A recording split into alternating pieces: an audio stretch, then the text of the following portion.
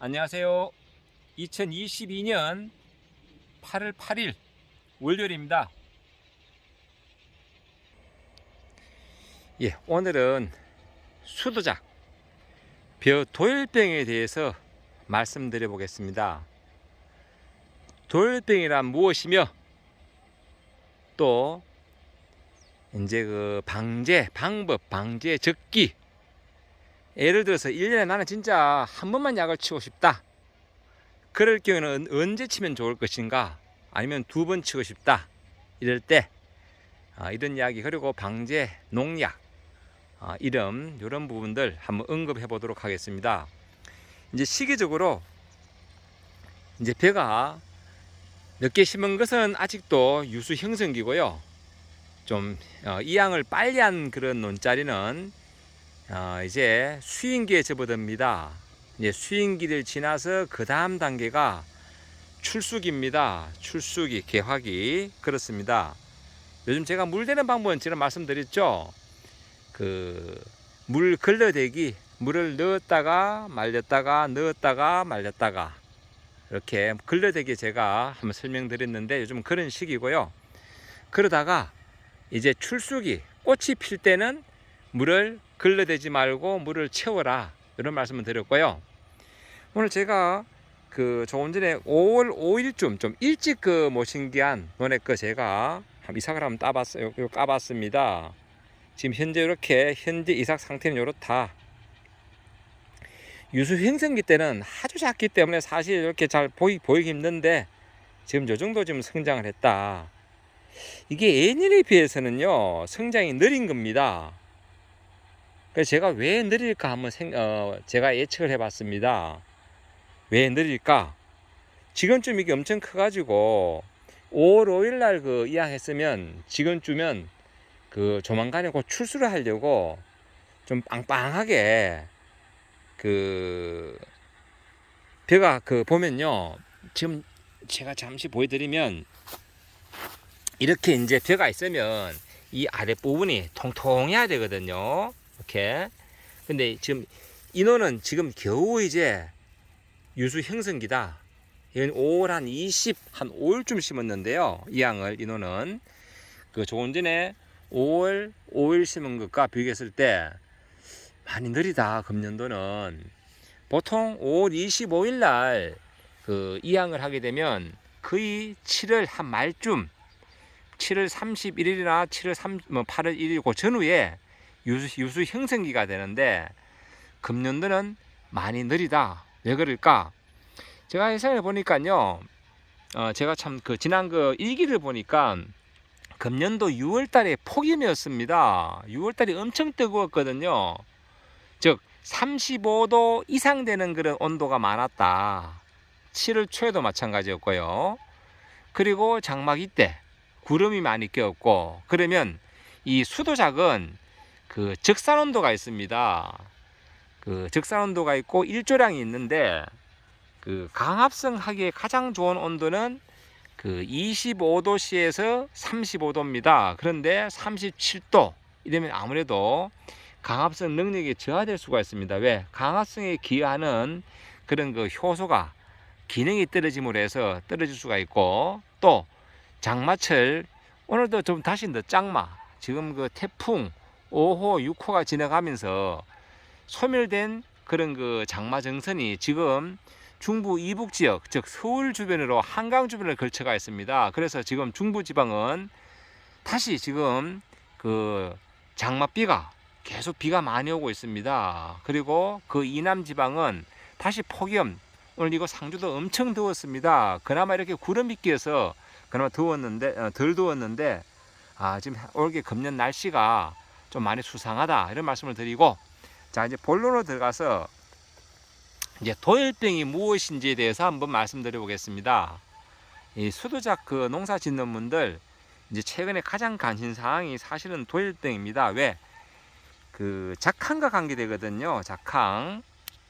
도열병이 많이 걸리고 안 걸리고는 이건 진짜 수확량과 관계되기 때문에, 먼저 도열병은 병원균이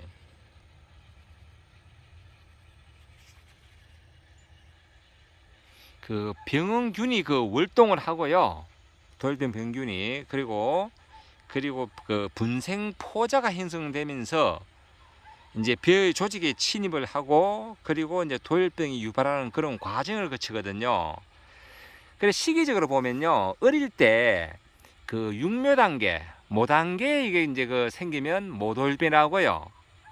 그리고 그 잎에 생기면 이렇게 7월, 8월 달 이렇게 출수하기 전에 잎에 생기면 잎도열병이라 하고, 그리고 이제 출수를 하면서 이삭에 생기면 뭐 이삭도열병, 목도열병 그렇게 말합니다. 그리고 출수된 이후에 그 이삭에 가지 생기면 가지마다 생기면 그건 가지도열병, 뭐 벼 알에 생기면 벼 알도열병 뭐 그런 식으로 이야기하는데 전체적으로 다 같은 도열병이다. 시기에 따라서 그렇게 그 분류를 해서 하는데 이제 모도열병 같은 경우는 육묘 과정 때 막 기온이 급하게 떨어지고 강우량이 많을 때 그럴 때 생기고요. 7월 8월 달에는 저온이 지속되고 강우가 또 지속될 때, 즉 장마철 이럴 때 생깁니다. 어느 논자리 생기는가 하면 질소질이 과한데, 질소질이 과한 논자리는 뭐 퇴비가 좀 겹쳤다든지 아니면 요즘은 이항기로 보통 그 시비를 하거든요. 그러면 겹쳐진 곳, 아무래도 그러면 그 비료가 배로 2배로 성장, 그 비료가 시비된 거거든요. 그런데 생깁니다. 그리고 이제 이삭도열병은 발병 조건이 보면 역시 기상 조건이 좋지 않을 때입니다. 계속 그 비가 온다든지 습할 때. 그리고 이 도열병의 발병 적어는 가장 적당한 온도는 아주 뜨거우면 차례도 안 생깁니다. 언제냐? 26도에서 28도씨 이럴 때가 발병 적원이다. 이 목도열병은요, 언제 생기느냐? 출수기부터 등숙기 이럴 때입니다. 이제 그 방제 방법으로 이제 그 도열병 방제를 위해서 이제 보통 그 육묘상에 우리가 그 육묘상 처리제를 보통 하죠. 그러면 그 입도열병 그리고 목도열병까지 보통 방제되는 그런 약들이 있는데요. 육묘상 처리제라는 방법이 있고 또 벼씨에 분위 처리하는 게 있습니다. 영일 원터치 같은 거 분위 처리를 해서 그럼 한 방제를 합니다. 영일 원터치 분위 처리 상당히 효과가 좋습니다. 그래서 저희들도 많이 권하는 편인데요. 종자 10kg당 그 100g 한 봉 그렇게 하면 그 보통 모판 한 50개 전후 그렇게 사용을 합니다. 10kg니까요. 그렇게 하면 그 도열병을 비롯해서 이제 다른 충, 각종 뭐 이하명충이나 이런 충부터 시작해서 그리고 문고병까지, 입진무늬 마른병까지 방제가 된다. 이제 이런 약들도 있고요.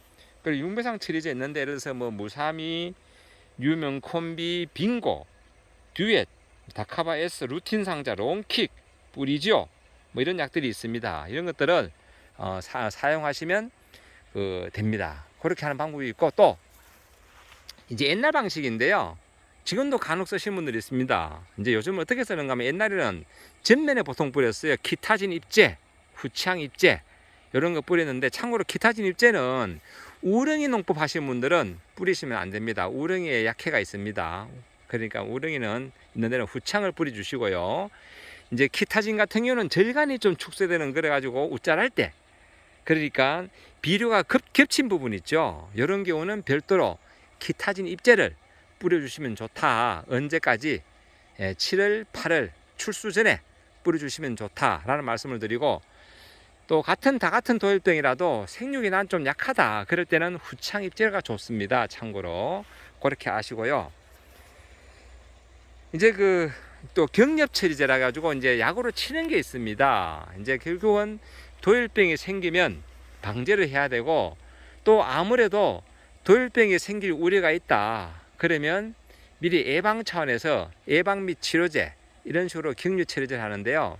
이제 격려 처리, 즉 물로 치는 그런 도열병 약은 예를 들면 뭐 올크린, 헬리건, 항공스타, 뉴텍, 뭐 옛날 약이죠. 뭐 후치향, 기타진, 빔, 놈브라, 그리고 또 아리 킬터, 뉴텍, 공중전 이런 아주 다양한 약들이 많이 있습니다. 그만큼 도열병은 중요한 그런 그 병이기 때문에 이렇게 약들은 많다. 또 요즘 약효도 다 좋습니다. 비료가 아주 과하지 않다면 어지간한 도열병은 대부분 치료가 된다. 이런 말씀을 드리고요.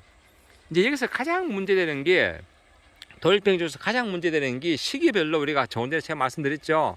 목도열병. 이게 이제 가장 문제가 되는데 왜 문제가 되는가 하면 목도열병은 수확량과 관계된다. 즉 올라오는 이삭의 목에 이게 도열병이 걸리면 백수 현상, 그 이삭은 마르게 된다. 그래서 이 부분이 가장 수량이 감소되고 품질이 저하되기 때문에 가장 문제가 된다.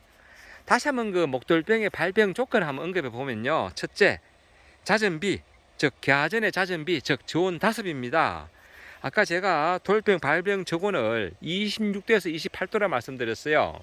즉 8월 초에 이제 8월 보통 한 중순 8월 15일 전후에 보통 그 출수가 되는데 이 시기에 26도 이거는 저온이거든요. 즉 비가 많이 온다 이렇게 보시면 되고요. 그리고 이제 그 일교차로 이슬이 맺히는 시간이 길어질 때 보통 7월 달에 보면요. 지금도 벌써 배에 이렇게 이슬이 맺히고 있는데요. 지금 현재 오후 퇴근하고 왔으니까 6시 50분입니다. 벌써 이슬이 맺히고 있는데 아침에 이슬이 마르기까지 보통 아침에 오전 9시 마른다 보면요.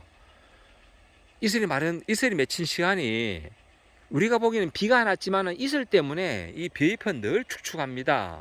하루에 24시간 중 절반 이상인 13시간에서 14시간이 이게 축축하거든요. 바람이 불고 빨리 말라도 12시간 동안은 이슬이 맺혀 있다. 그러면 이 돌병균이 즉 잎돌병을 방지하지 않았을 경우에 계속 병균은 더 감염이 되고 더 번져나갑니다. 즉 벼돌병을 잎돌병을 늦게까지 방지 못했거나 또 늦게까지 번졌을 경우에 병균이 남아있어서 목도열병에 생길 우려가 많다. 왜? 이슬이 하루에 절반 이상이 맺혀 있다. 절반 이상. 역시나 또 발병 조건 중에 많이 들어가는 것이 뭐냐? 바로 질소 과잉입니다. 질소 과잉. 그렇기 때문에 질소질 너무 욕심내시면 안 된다. 제가 지난번에 이삭그름 관련해서 영상 업로드했는데 300평당 권장량 질소 기준 9kg, 많게는 11kg 이상은 하지 말아라고 말씀드린 이유가 이런 원인입니다. 이렇게 말씀드리고, 자 그러면 이제 이삭도열병은 언제 가장 취약한가? 언제 이삭이 나오면서 한 하루에서 한 3일경 아주 약할 때, 이럴 때 20에서 28도씨 그리고 3일 이상 강우가 지속되거나 이럴 때, 즉 습도가 90% 이상일 때, 이럴 때 아주 취약하다. 이삭이 올라올 때. 그러면 이제 답이 나오죠.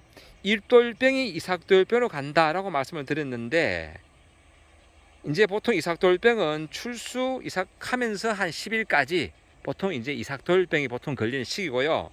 그 이후에 가지도열병, 이삭 다음 단계가 그 가지거든요. 마디마디 가지가 생기고 그리고 이제 알도열병이 생기는데, 요거는 언제냐? 출수 20일경입니다. 그러니까 1회 방지를 한다면 언제 가장 좋겠느냐?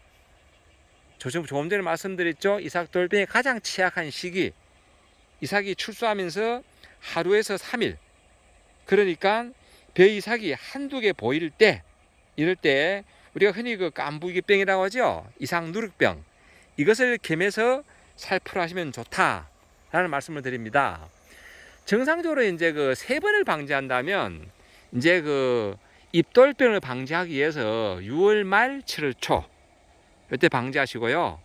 금년도에는 지금 당초 예상보다도 지금 유수 형성기가 많이 늦고 있는데, 이제 2차 방제는 정기적으로 3차 방제한다면 정기적으로 이제 7월 말 8월 초, 즉 유수 형성기부터 수인기, 이럴 때 미리 도열병균들을 다 잡아 놓으면 출수기 때 이삭 도열병이 생기지 않는다. 그리고 그 다음에는 언제 하느냐? 8월 말 9월 초. 자, 그러면 이제 이삭이 우리가 흔히 자매기 받는다 그러죠. 이렇게 이삭을 숙입니다. 숙이고 요럴 때 요 숙인 부위는 사실은 이삭이 잘 맺힙니다. 하지만 이 등 부위는 이제 쭉정이가 많아야 알곡이 많아야 여기 따라서 수확량 차이 나거든요. 그래서 산차 방제는 이제 8월 말 9월 초에 하게 되면 이럴 때 영양제 좀 괜찮은 거 뭐 액토신이라든지 이런 거 좀 같이 혼용해서 살포하시면 확실히 수확량이 많다. 이런 말씀을 드려봅니다. 예, 오늘은 이렇게 그 도일병에 대해서 말씀드렸고, 언제 방제하면 좋으냐? 세병 방제했을 때는 그 6월 말 7월 초, 2차는 그 7월 말 8월 초, 3차는 그 8월 말 9월 초 이런 말씀을 드렸고, 그리고 만약에 나는 한 번을 방제하고 싶다, 약치기 힘들다, 그럴 때는 언제 벼 이삭이 하나 둘 이제 패기 시작할 때, 왜 이삭도일병은 가장 취약한 그 시점이 이삭이 패고 하루에서 한 3일, 요때가 가장 취약하다. 그 발병 조건은 비가 온다거나 3일씩 구름 끼고 비 오고 습하고 온도가 20에서 28도 이럴 때. 그렇기 때문에 나는 한 번만 방제하고 싶다. 그러면 그 이삭이 패는 즉 8월 한 10일에서 15일 그 사이쯤 될 거예요. 논마다 차이 나고 이양 시기마다 차이가 난다. 그건 분명히 말씀을 드리고, 하지만 한 번만 방제하고 싶은 경우는 분명히 육묘상 처리제나 아니면 그 육묘상에 씨앗을 이제 채화하고 뿌릴 때 볕시에 그 분위 처리하는 영일 원터치 같은 것을 처리해야지 그 문고병도 방제되고 돌병도 방제가 된다. 이런 말씀을 드려봅니다. 예, 금년도 그 이제 유수 형성기 끝나고 무효 분을기 유효 분을기 끝나고 이제 무효 분을기 때 가뭄이 심해 가지고 자동적으로 중간 물대기가 되었습니다. 보통 그런 해는 이게 벼도 충실히 자라기 때문에 그 풍년이 되는데요. 근데 지금 기온이 심상치 않습니다. 다시 지금 장마정선이 생성되고 금년도에 아마 태비나 비를 많이 한 그런 농가는 은근히 걱정이 될 겁니다. 왜?